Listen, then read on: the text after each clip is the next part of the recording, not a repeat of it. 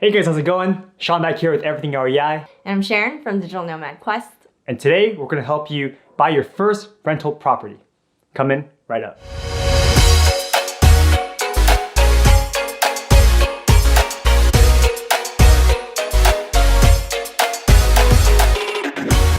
So I'm currently in the process of buying a couple of properties out of state. So we wanted to talk about the different steps when it comes to getting your first rental property. So step number one is determining your location. When it comes to figuring out your neighborhood, you want to make sure that you're looking for a place that has good job growth, good population growth. You want to make sure crime rates are low. You might want to look out for things to do in the city. You want to see how the demographics are. There's a lot of different things you can look out for. So make sure to look at city data to get that information and then determine your location and your neighborhood.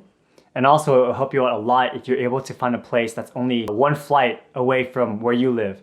So hopefully it's not somewhere across the country where you have to take multiple flights just to get there, because by the time you get there, your day is going to be all shot and you're not going to end up visiting the property as often as you need to. Step number two is determining what type of property do you want to purchase. Do you want a single family property? Do you want duplexes, fourplexes, commercial type properties? Do you want things in A, B, C, or D class neighborhoods? Determine what kind of property fits your investor profile and determine your buying criteria. So you know that when you find a deal, that you're able to pull the trigger without any hesitation. Number three, you want to find the property management team you want to work with. So you're going to want to call up a lot of different companies and see how they do things. So some things you want to ask them might be, what's your process when it comes to getting new tenants? What are their rates? Are there extra hidden fees maybe when it comes to getting those new tenants, evicting them, repairs and stuff like that? Other things might be like the eviction process. How does that work? So a lot of these different questions will help you determine which property management team you want to go with. And that's going to be really crucial because you want to make sure everything's pretty hands off. You don't want to have to actively manage it. Some people choose to self-manage, but I personally think if you're trying to make this kind of a passive business, it would be really good to find a really good property management company that you don't have to self-manage. And number four is finding a great agent to work with. You need a source of great deal flow, and having the right agent can determine whether you're getting a good deal or a mediocre deal. Like any agent can just go on the MLS and then just send you like some crap from the MLS. You need to have someone who has an insider knowledge on potentially off-market deals or things that just aren't what normal agents would look for in a property because they don't have the eye for an investment. So make sure you have a great agent to work with. And one way that I did it was I went on biggerpockets.com. I asked, hey, what are some great locations in this particular city? And there were different agents giving me different zip codes.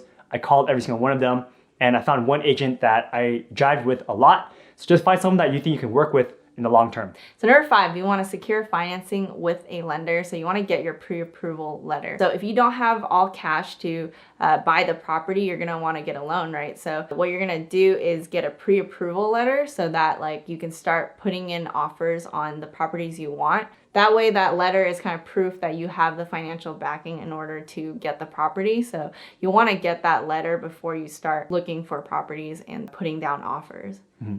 And then once you get the property under contract, you're going to start the due diligence process. So, after setting up your foundation, like the location, what property type you want, you have a good property management team in place, you have a great agent who's sending you good deals, and you have a pre-qualification letter from your lender, you can start making these different offers. And once you make the different offers and you finally get one under contract, you can then do your due diligence by sending in your inspectors, making sure that, everything's accounted for. So even though there's a problem, well, you can ask for a reduction in price, or you could ask for cash at closing to repair something. You can start negotiating just so that you don't end up buying something and then it turns out you have a big problem under your hands. So after you get your property inspected, anything looks good, you can keep moving on with other services like getting your homeowner's insurance in line. And actually 3 days after you sign your contract, you're going to be paying something called your EMD, which is your earnest money deposit. Typically, that's going to be 3% of the purchase price. So if the property is $100,000, then within 3 days, you're supposed to send $3,000 into an escrow account. That $3,000 doesn't just go away. That's the amount of money that you put in saying that you plan on closing. And if you guys cancel contract, then you are willing to forfeit that $3,000 if you have no contingencies or anything like that. The $3,000 does count towards your down payment. So if you're getting a loan for 80% of the value of the property, then the 3% counts towards the 20% that you need as your down payment. So you only need to come up with 17% plus whatever closing costs there are. And then number 7, you're gonna close on the property. So you're basically gonna sign all of your documents, you're gonna wire the money to escrow, and then you're gonna get the keys. You might wanna arrange with your property manager to go pick up the keys and stuff like that in order to start getting your tenants in place. Yeah, and that's a good point too, because if this is a rental property, and let's say this is something like a fourplex where there's already tenants in place, the money you get is actually prorated. So for example, if this was April 1st, then you actually get all the rents from April 1st.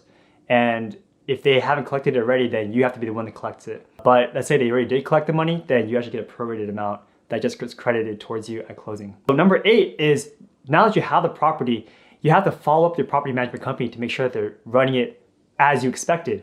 Because when you were buying the property, you're doing all this analysis and you're thinking that you're gonna get a certain return. So now it's just following up your property management company to make sure that they are doing what they said they would do when you were buying the property. So if they thought they could rent it out for $600 or so, you should be on them asking them, hey, did you rent it out for $600 or so? So those are the 8 steps to getting started with buying your first rental property. I hope you guys enjoyed this video. If you enjoyed it, please smash that like button. So for more videos like this, subscribe to our channels. I focus more on investing in real estate, and she focuses more on passive income and financial freedom. And the links are in the description down below. Thanks for watching. I'll see you guys in the next one. Take care.